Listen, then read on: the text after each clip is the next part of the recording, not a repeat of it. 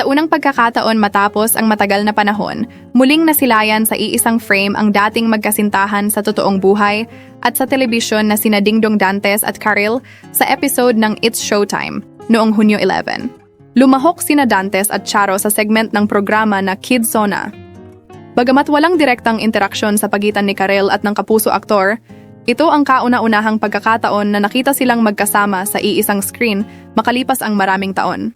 Agad na nag-trending sa X, dating Twitter ang eksena, kung saan maraming netizen ang nagpahayag ng kilig sa muling pagsasama ng dalawa. Anong ibig mong sabihin na kinikilig ako sa Dingdong at Karil kahit hindi sila nag-uusap o nagkakatitigan? May chemistry pa rin at grabe ang awkwardness na nai-imagine ko.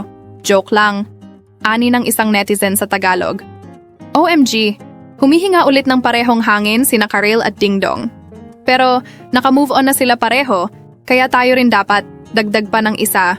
Noong Disyembre ng nakaraang taon, nag-guest din sina Dantes at ang kanyang asawang si Marian Rivera sa It's Showtime upang i-promote ang kanilang MMFF entry na Rewind, ngunit kapansin-pansing wala si Karil sa episode na iyon.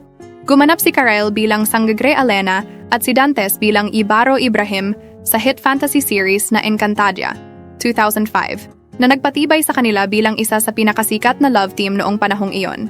Noong Pebrero 2008, sinorpresa ni Dantes si Karil sa backstage ng Valentine's concert nito, na pinamagatang Souls in Love, na tila kumpirmasyon ng kanilang relasyon sa mga tagahanga at media.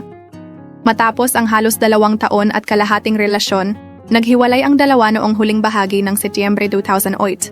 Sa isang panayam sa telebisyon, kinumpirma ni Karil na ang hiwalayan ay dahil sa conflict of priorities.